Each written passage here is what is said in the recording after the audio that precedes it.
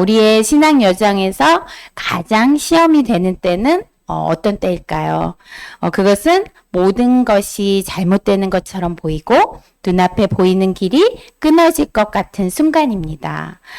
기도에도 응답이 없는 것 같으며 하나님의 그 존재 자체를 의심하게 되는 그런 어두운 시간입니다. 많은 신앙인들이 상황에 따라 믿음을 결정합니다. 일이 잘 풀리면 하나님이 나를 사랑한다고 느끼고 어려우면 버림받은 것 같은 생각이 듭니다. 하지만 참된 믿음은 상황을 보지 않습니다. 다윗은 왕궁에 살기도 했지만 도망을 다니며 동굴 속에서 숨어 있을 때도 있었습니다. 그런데도 그는 시편에서 하나님을 경배했습니다. 바울은 감옥에 갇혔을 때도 옥중에서 노래하고 기도했습니다. 왜 그럴까요? 상황이 아니라 하나님을 바라봤기 때문입니다. 오늘 우리가 함께 나누고자 하는 것은 이것입니다. 모든 것이 무너지는 광야 같은 환경에서도 흔들리지 않는 믿음. 이해가 안 돼도 따르는 순종. 어떤 상황에서도 하나님을 절대적으로 신뢰하는 삶. 이것이 참된 신앙의 모습입니다. 혹시 여러분이 겪는 고통이 무의미하다고 느낀 적이 있을까요? 마치 시간만 낭비하고 남는 게 없는 그런 고통 말입니다. 우리는 열심히 기도했는데 왜 이런 고통이 있는지, 하나님이 어떤 이유로 허락하셨는지 이해할 수 없을 때가 있습니다. 우리 시야는 한정되어 있기 때문입니다. 하지만 성경은 이것이 완전히 틀린 관점임을 보여줍니다. 하나님은 우리의 모든 고통을 아시고 계십니다. 그것을 주신 게 아니라 오히려 그 고통을 통해 우리를 변화시키고 계십니다. 요한복음 11장의 그 나사로의 이야기를 보시면 어때요? 병들었을 때 예수님은 이 병은 사망으로 끝나지 않고 하나님의 영광을 위한 것이라고 말씀했습니다. 나사로가 죽었지만 예수님이 부르자 다시 살아났습니다. 가장 절망적인 상황이 가장 큰 기적이 된 것입니다. 우리는 그 기적을 통해서 많은 사람들이 예수님을 믿게 된 것을 보았습니다. 하나님은 때로는 우리의 고통을 영광을 드러내는 그 무대로 변화시키십니다. 우리가 겪는 모든 힘든 순간, 모든 눈물, 모든 좌절은 사실 하나님이 우리를 다시 빚고 만드는 과정입니다. 우리가 금을 재련할 때 불이 필요한 것처럼 그 불이 없으면 금의 순도가 높아질 수 없습니다. 이처럼 우리가 경험하는 모든 고난은 우리를 변화시키고 성장시키는 통로입니다. 이것이 바로 광야의 의미입니다. 광야는 많은 사람들에게 절망적인 자리로 보입니다. 사막, 뜨거운 햇빛, 불이 없는 곳, 먹을 것이 없는 곳, 죽음 같은 느낌입니다. 하지만 우리가 구약 성경을 살펴보면 광야는 매우 특별하고 거룩한 장소입니다. 모세는 광야에서 하나님을 만났습니다. 이스라엘 백성들도 광야를 40년 동안 지나갔습니다. 이 시간이 얼마나 중요했는지 여러분 생각해 보십시오. 애굽에서는 그래도 풍족함이 있었고 적어도 먹을 것은 있었습니다. 하지만 광야에서는 어떻게 됐을까요? 물도 없고 먹을 것도 없었습니다. 그 절망의 순간에 하나님이 주신 만나가 있었습니다. 아침마다 만나가 내려왔고 목마를 때는 반석에서 물이 나왔습니다. 이스라엘 백성들은 무엇을 배웠을까요? 너희가 의지할 모든 것이 사라질 때 하나님만이 너희의 모든 필요를 채운다는 진리입니다. 광야는 내 능력, 내 힘, 내 계획이 모두 통하지 않는 곳입니다. 그곳에서 우리는 순수하게 하나님만을 바라봐야 합니다. 광야에서 우리의 자아는 무너지고 하나님의 뜻이 새겨집니다. 이것은 거룩한 성소입니다. 이스라엘이 광야에서 받은 것은 뭐였죠? 십계명이었습니다. 하나님의 법, 곧 하나님의 뜻을 받은 것이었습니다. 광야는 실패의 자리가 아니라 하나님의 말씀으로 내 자아를 내려놓고 내 삶의 방향을 바꾸는 거룩한 성소입니다. 이사야 43장 19절 말씀 보겠습니다. 보라, 내가 새 일을 행하리니 이제 나타날 것이라. 너희가 그것을 알지 못하겠느냐.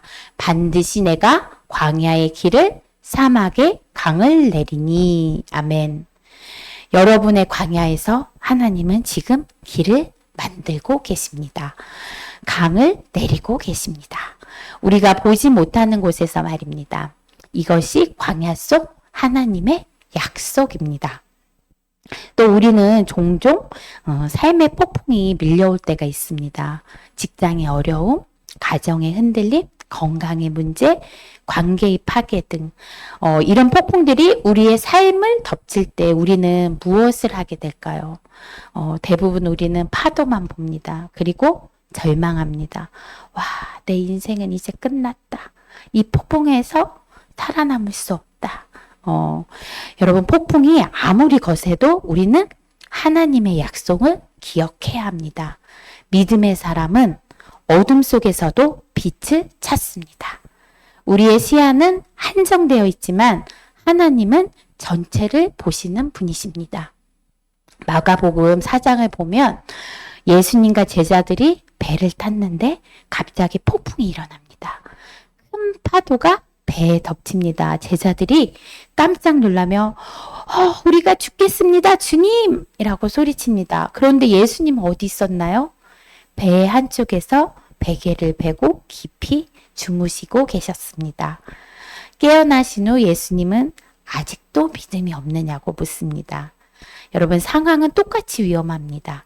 파도는 여전히 배에 덮치고 있습니다. 하지만 예수님이 함께 하신다는 그 믿음만 바뀌면, 그 시야만 열면 우리는 평온해집니다. 로마서 8장 28절 말씀입니다.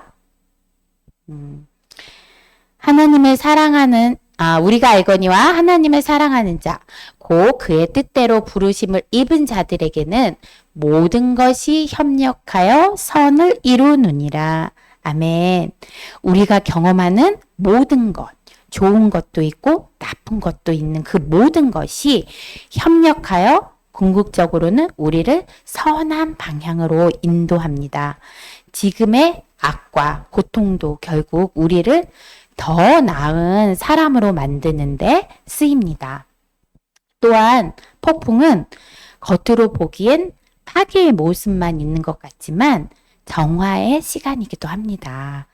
바닷속 깊은 곳까지 휘저 정화하고 순환시키며 바람을 통해 대기와 및 식물 토양, 하천, 습지 이것들을 정화하듯 우리에게 휘몰아치는 그 폭풍의 시간 또한 우리를 더욱 정화하여 거룩하고 견고하게 만듭니다. 여러분, 자연 속에서 우리는 중요한 깨달음을 얻을 수 있습니다. 나무가 왜 뿌리를 깊이 내리는지 아십니까? 그것은 바람 때문입니다. 바람이 계속 불면 나무는 더 깊이 뿌리를 내려야 살아남을 수 있습니다. 만약 바람이 없다면 나무는 얕게만 자라게 되고 나중에 조금의 바람만 불어도 아마 쓰러질 것입니다. 마가복음 4장 26절에서 28절 말씀입니다. 또 이르시되 하나님의 나라는 사람이 씨를 땅에 뿌린과 같으니 그가 밤낮 자고 깨고 하는 중에 씨가 나서 자라되 어떻게 그리 되는지를 알지 못하느니라. 땅이 스스로 열매를 맺되 처음에는 싹이요 다음에는 이삭이요 그 다음에는 이삭에 충실할 곡식이라. 여러분, 새싹은 어둠 속에서 자랍니다. 차가운 밤도 견뎌내고 뜨거운 낮도 지나갑니다. 비도 내리고 바람도 불어옵니다. 이 모든 것이 필요한 과정입니다. 어둠 없이는 새싹이 나올 수 없고 비 없이는 물을 흡수할 수 없으며 바람이 없이는 뿌리가 깊이 내려가지 않습니다. 우리의 신앙 성장도 정확히 이와 같습니다. 욥기 23장 10절 말씀을 보시면 그러나 내가 가는 길을 그가 아시나니 그가 나를 시험하실 때는 내가 금같이 나오리라. 욥은 어떤 사람이었죠? 엄청난 고통을 겪었던 사람입니다. 자식들을 잃었고 재산을 모두 잃었으며 몸에까지 질병이 생겼습니다. 하지만 욥은 이것은 나를 순수하게 만드는 과정이다. 이 고난을 거치면 나는 금처럼 순수해질 거리라는 그 믿음이 있었습니다. 이것이 참된 믿음입니다. 현재 여러분이 겪고 있는 폭풍도 마찬가지입니다. 그 속에서 우리는 성장하고 있습니다. 평온한 곳에서는 성장이 일어나지 않습니다.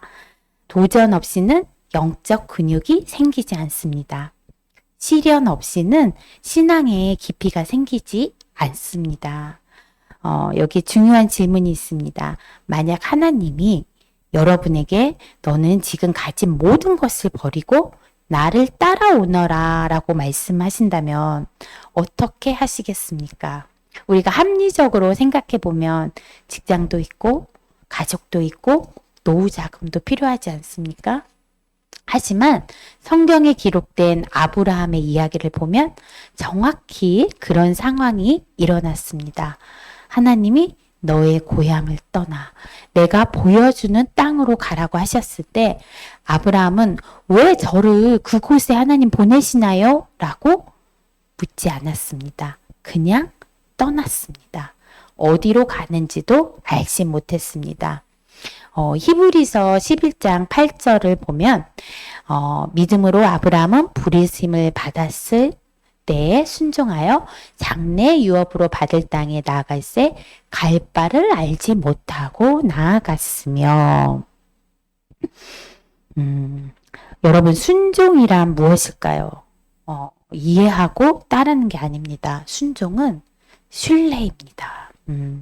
이해는 못하지만 하나님의 당신의 말씀하셨으니 따르겠습니다. 라는 신뢰의 표현이 순종입니다. 베드로도 밤새 고기를 잡지 못했지만 예수님의 말씀에 의지하여 그물을 던지고 순종했을 때 놀라운 일이 일어났죠. 자, 요한복음 14장 15절을 보시면 너희가 나를 사랑하면 나의 계명을 지키리라. 여기서 순서가 중요합니다. 사랑이 먼저이고 순종이 따라오는 것입니다. 우리가 누군가를 진심으로 사랑한다면 그 사람이 하는 말은 무엇이든지 우리가 믿고 따르게 되지 않겠습니까? 우리가 하나님을 그 정도로 사랑할 때 우리는 그의 말씀에 비로소 순종할 수 있습니다. 창세기 3장을 보시면 뱀이 에덴 동산에서 여인에게 뭐라고 말합니까? 너희가 정말 죽을까? 혹시 하나님이 너희를 속이는 게 아닐까라고 합니다. 그죠? 의심이죠. 여러분 마귀의 가장 강한 무기는 의심입니다. 의심을 한번 심어 놓으면 신뢰가 무너집니다. 신뢰가 무너지면 순종이 불가능해집니다.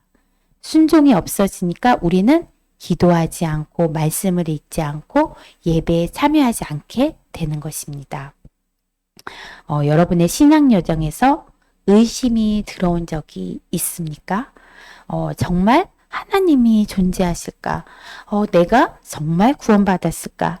하나님이 나를 사랑하시나? 이런 질문들이 마음속에 자리 잡은 적이 있습니까?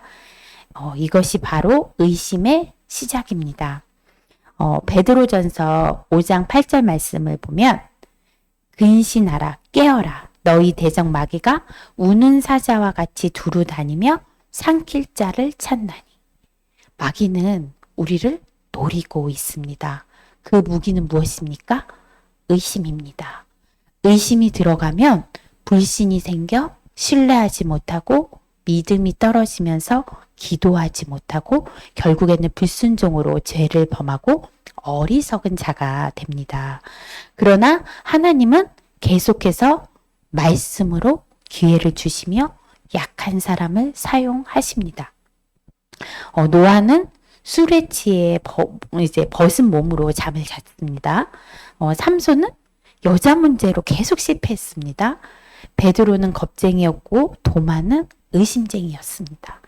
그런데 하나님이 이들을 사용하셨습니다. 왜일까요?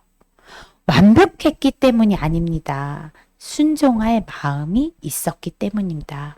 여러분, 순종은 씨앗과 같습니다. 신고가 난 직후에는 아무것도 보이지 않아요. 땅 위에는 아무 변화도 없는 것처럼 보입니다. 하지만 그 안에는 뭔가 자라고 있습니다. 뿌리가 내려가고 있습니다. 그리고 때가 되면 싹이 올라오고 꽃이 피고 열매를 맺게 됩니다. 여러분의 순종도 그와 같습니다. 우리가 작은 것에 충실할 때 또한 하나님은 큰 것을 맡겨주십니다. 여러분, 요셉의 삶을 생각해 보세요. 요셉은 노예로 팔려가 감옥에 갇혔습니다. 그는 하나님이 자신을 잊으셨다고 생각했을지도 모르겠습니다. 하지만 하나님은 그 모든 시간 동안 요셉의 지도자의 성품을 훈련시키고 있었습니다. 어느 날 갑자기 요셉은 총리가 되었습니다. 왜요? 작은 일에 충실했기 때문입니다. 감옥에서도 하나님을 섬기고 보이지 않는 곳에서도 진실하게 행했기 때문입니다. 우리가 작은 일에 순종하는 법을 배우면 큰 일에 쓰임받을 준비가 됩니다. 여러분, 순종은 종교적 행위가 아니라 관계적 표현입니다. 부모에게 순종하는 자녀, 상사에게 순종하는 직원, 그리고 하나님께 순종하는 자녀. 이것은 모두 깊은 관계와 신뢰 속에서 이루어집니다. 마태복음 25장 21절 말씀에 착하고 충성된 종이여 작은 것에 충성하였으니 내가 많은 것을 내게 맡기겠노라. 작은 것에 충실한 사람은 큰 것에 맡기신다는 원리입니다. 현재 여러분은 무엇을 하고 계십니까? 그것이 작아 보인다고 해서 소홀히 하지 마십시오. 직장에서 주어진 일, 가정에서 해야 할 책임, 교회에서 맡은 역할, 이 모든 것이 작아 보일지 몰라도 그것을 충실하게 할 때 하나님은 여러분에게 더 큰 것을 맡기실 것입니다. 이것이 신앙의 성장의 원리입니다. 또한 우리는 모두 기도했는데 응답이 없을 때 그 감정을 누구나 잘 알고 있을 것입니다. 주님 들으신 것이 맞나요? 하는 그 의문이 드는 그런 시간 말입니다. 밤하늘을 올려다봐도 하나님이 침묵하시고 계시는 것 같고 아무 응답도 없는 것처럼 느껴집니다. 한나라는 여인이 있었습니다. 남편은 있었지만 아이가 없었습니다. 당시 그것은 엄청난 수치였습니다. 그런데 한나는 어떻게 했을까요? 매년 예루살렘 성전에 올라가서 기도했습니다. 얼마나 오래 기도했을까요? 아마도 오랜 세월을 기도했을 것입니다. 응답이 없는 것처럼 보이는 그 오랜 시간에도 계속 기도했습니다.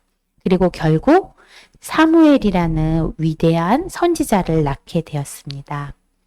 계속 기도의 물을 준 사람만이 열매를 얻습니다.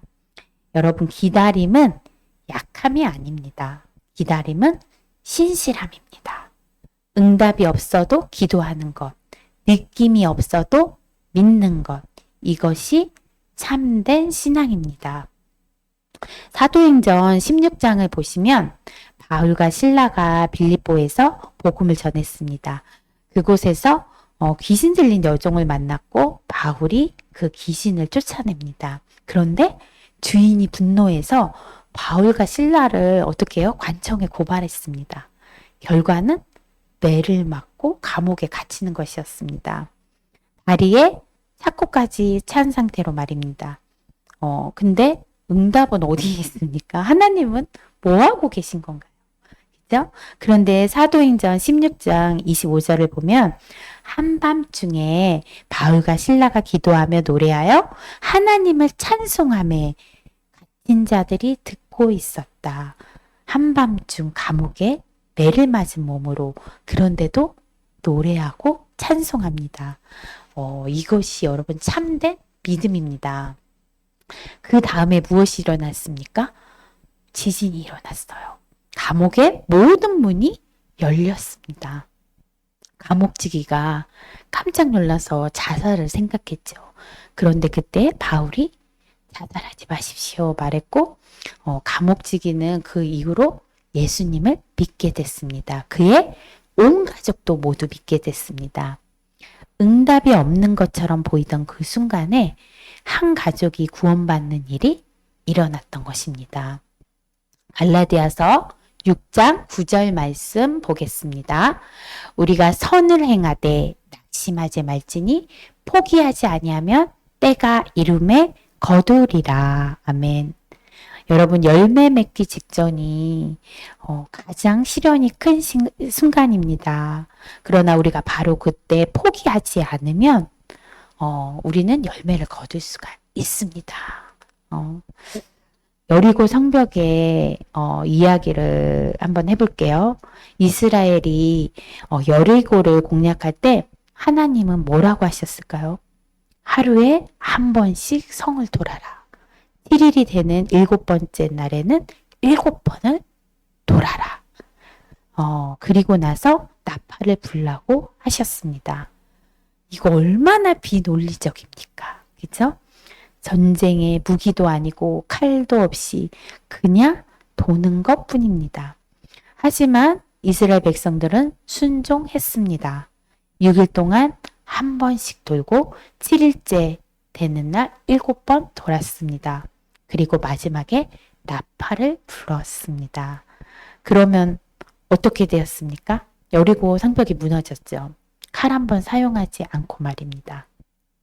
혹시 여러분이 지금 여리고 성벽을 앞두고 있습니까? 도저히 극복할 수 없어 보이는 장애물, 불가능해 보이는 상황을 직면하고 있습니까? 그렇다면 기억하십시오. 여러분이 지금 7째 날에 와 있을 수도 있습니다. 힘을 내십시오. 마지막 한 번 더 순종하면 승리할 수 있습니다. 우리는 때때로 흔들립니다. 기도가 응답이 안 되고 상황이 안 풀리고 아무도 나를 도와주지 않는 것처럼 느껴집니다. 그런데 우리가 잃어버린 것이 있습니다. 바로 정체성입니다. 정체성을 놓치면 우리 어떻게 되죠? 약속을 의심하게 됩니다. 정말 하나님이 나를 사랑하시나? 하나님이 살아계시긴 하나? 하나님의 약속이 나한테 적용이 될까? 인내심은 약해지고 순종이 무거운 짐이 되는 순간이 됩니다. 하지만 여러분이 누구인지를 기억하십시오. 여러분은 하나님의 자녀입니다. 창조주 하나님의 자녀입니다. 이 사실은 변하지 않습니다. 상황이 나빠도 변하지 않고 느낌이 없어도 변하지 않습니다. 베드로전서 2장 9절 말씀입니다. 그러나 너희는 택하신 족속이요 왕같은 제사장들이요 거룩한 나라요 그의 소유가 된 백성이니 이는 너희를 어두운 데서 불러내어 그의 기이한 빛에 들어가게 하시니에 아름다운 덕을 선포하게 하려 하심이라. 아멘. 여러분은 왕같은 제사장입니다. 거룩한 나라의 백성입니다. 이것이 여러분의 정체성입니다. 기다림의 시간이 약속의 끝이 아니라 신실함의 시간이라는 것을 기억하시기 바랍니다. 수년간의 충성된 인내, 이것이 하나님과 우리 사이에 맺어지는 거룩한 계약입니다. 우리의 삶이 작아 보일 수도 있습니다. 하지만 성경을 보면 하나님은 작은 것을 사용하십니다. 마태복음 13장 31절에서 32절 말씀입니다. 겨자씨 비유입니다. 천국은 마치 사람이 자기 밭에 뿌린 겨자씨 한 알 같으니 이는 모든 씨보다 작은 것이로되 자란 후에는 나무가 되매 공중의 새들이 와서 그 가지에 깃들이느니라. 아멘. 겨자씨는 모든 씨 중에 어떻죠? 가장 작습니다. 거의 눈에 띄지 않을 정도입니다. 하지만 자라나면 나무가 됩니다. 하늘의 새들이 그 가지에 깃들입니다. 여러분의 작은 순종, 작은 기도, 작은 행동, 이 모든 것들이 겨자씨처럼 자라날 것입니다. 하나님의 나라는 작은 시작에서 위대한 결실로 이루어집니다. 우리는 항상 감사하며 작은 신호를 통해 큰 기적을 바라봐야 합니다. 야고보서 1장 4절 말씀을 보면 인내를 온전히 이루라. 이로써 너희가 온전하고 구비하여 아무것도 부족함이 없으리라. 인내가 우리를 온전하게 만듭니다. 현재 여러분이 겪고 있는 고통, 기다림, 시련, 이 모든 것들이 여러분을 완성하는 과정입니다. 아무 보상 없이 섬기고 아무 표시 없어도 믿고 아무것도 이해되지 않아도 따르는 것, 이것이 완성으로 가는 길입니다. 조롱을 받고 무시를 당하고 판단을 받으면서도 기도하며 포기하지 않는 마음, 이것이 영적 성숙입니다. 데살로니가전서 5장 17절 말씀에 쉬지 말고 기도하라. 모든 것이 멈춘 것처럼 보여도 우리는 계속 걷기 바랍니다. 걷는 동안 하나님은 역사하고 계십니다. 오늘의 눈물이 내일의 간증이 됩니다. 오늘의 침묵이 내일의 찬양이 됩니다. 오늘의 기다림이 내일의 폭발적인 승리가 됩니다. 이것이 믿음의 신비입니다. 마지막으로 이사야 40장 31절 말씀 보겠습니다. 오직 여호와를 앙망하는 자는 새 힘을 얻으리니 독수리가 날개치며 올라간 같을 것이요 다른 박질하여도 곤비하지 아니하고 걸어가도 피곤하지 아니하리로다. 아멘. 여호와를 앙망한다는 것은 하나님을 바라본다는 뜻입니다. 상황이 아니라 하나님을 봅니다. 우리의 모든 시선을 하나님께 돌린다는 의미입니다. 그러면 새 힘을 얻습니다. 현실을 초월하는 힘이 생깁니다. 육체의 피로를 초월하고 마음의 절망을 초월하고 상황의 한계를 초월하는 그 힘이 생깁니다. 여러분은 지금 어디에 있습니까? 광야에 있으신가요? 아니면 폭풍 속에 있으신가요? 여리고 성벽 앞에 있으신가요? 어디에 있든 상관없습니다. 중요한 것은 누구를 바라보고 있는가 하는 것입니다. 상황을 봤습니까? 하나님을 보시기 바랍니다. 문제를 봤습니까? 기적을 행하시는 하나님을 믿고 바라보시기 바랍니다. 불가능을 봤습니까? 모든 것을 가능하게 하시는 그 하나님을 바라보시기 바랍니다. 그러면 우리는 새 힘을 얻게 될 것입니다. 독수리같이 날개로 올라갈 것입니다. 여러분이 걷는 동안 피곤하지 않을 것이고 달려갈 때 곤비하지 않을 것입니다. 여러분은 지금 누구를 선택하시겠습니까? 여러분의 광야에서 오늘도 하나님은 길을 만들고 계십니다. 지금 여러분의 기다림은 끝이 아닙니다. 새로운 시작입니다. 오늘의 눈물은 내일의 기쁨이 될 것입니다. 아멘.